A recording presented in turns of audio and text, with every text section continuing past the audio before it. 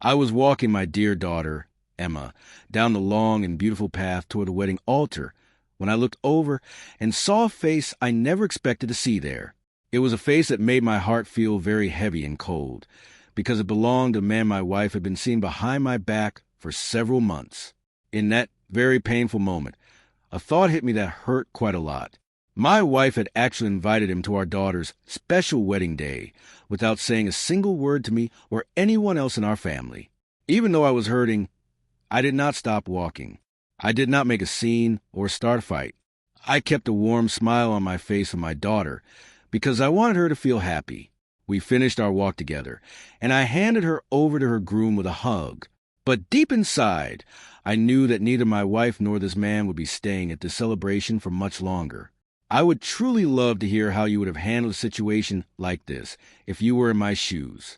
We are a group of caring people who value stories of the heart, and I am very glad to share mine with you today. My name is David Parker. I am 57 years old, and I have spent most of my life running a small business where I work hard every day. I have always believed that family events should be built on love and being honest with each other, not on keeping secrets or telling lies. My wife, Linda, is 55 years old too. We have been married for 31 long years, which is a very large part of our lives. Our daughter, Emma, is 28 years old now. She had spent more than a whole year planning every little detail of this wedding to make sure everything was perfect. It was the day she had always dreamed about since she was a little girl. As far as Emma knew, her mom and I were just having some normal marriage troubles that many couples face. She did not know the big, sad truth about what was really happening between us.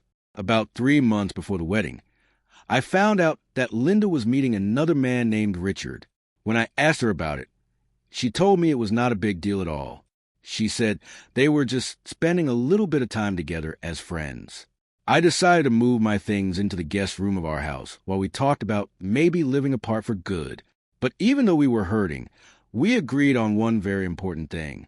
We promised that our daughter's wedding day would be peaceful and happy. Linda looked me right in the eyes and promised there would be no fighting or drama.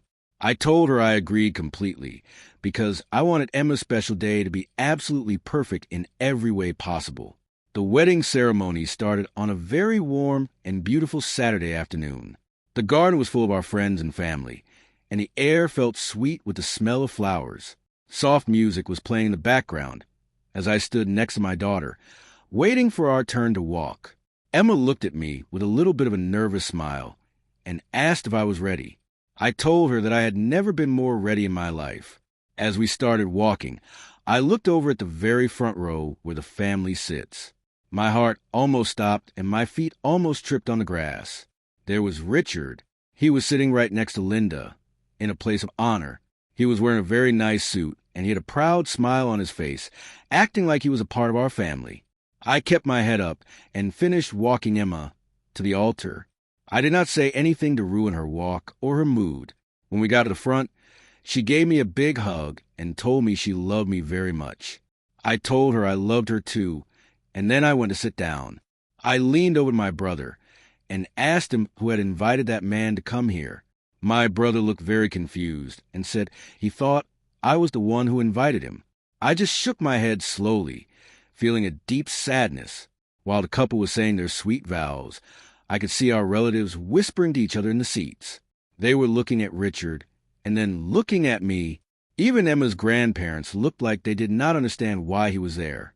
As soon as the ceremony was over and people started moving toward the party, I walked over to Linda. I told her we needed to talk right then and there. She tried to smile and said we should wait until later.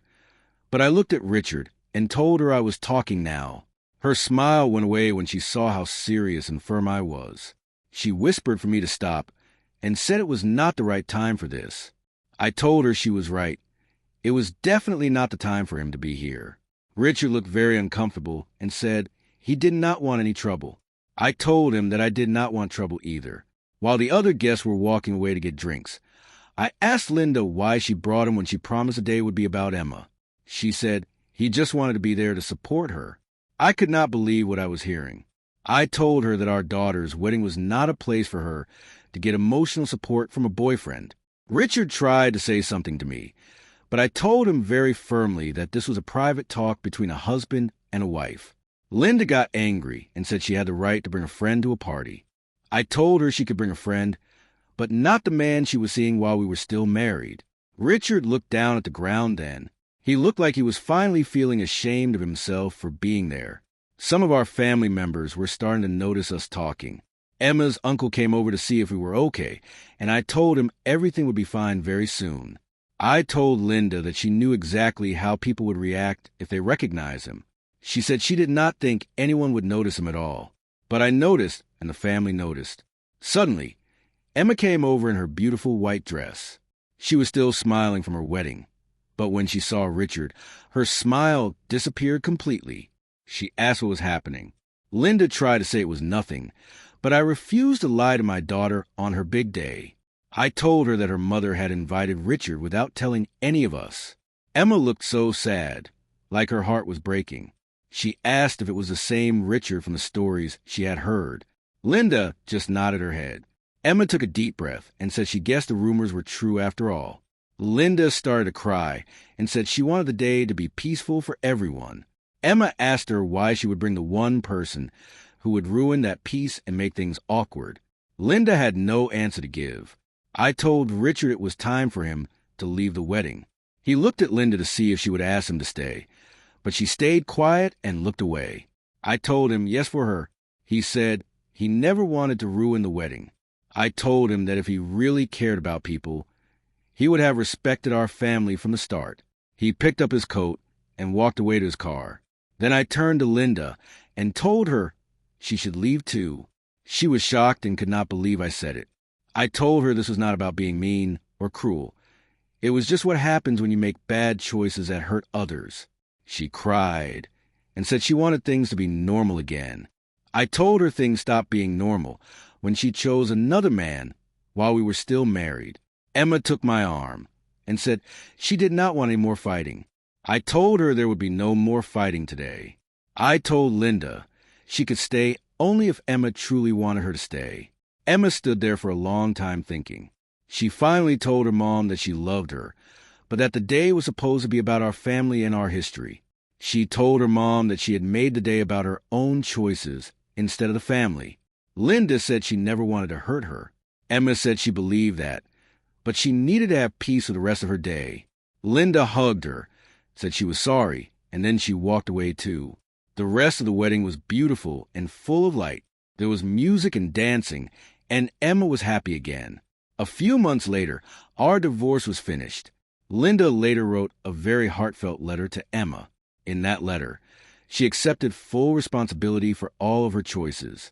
She said she was so sorry for bringing her personal problems into such an important and beautiful family moment. Emma chose to forgive her mother after a while. She did not do it because the pain was gone. She did it because she did not want to live her life feeling angry and upset all the time. People still ask me sometimes if I was too harsh when I asked my wife to leave. I really do not think I was. That day was not about getting revenge on anyone. It was not even about showing everyone what Linda had done wrong.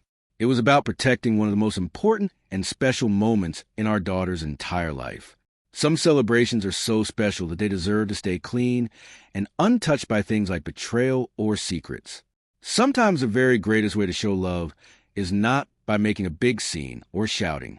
It is by calmly and quietly removing the people who already brought a scene with them before the day had even really begun.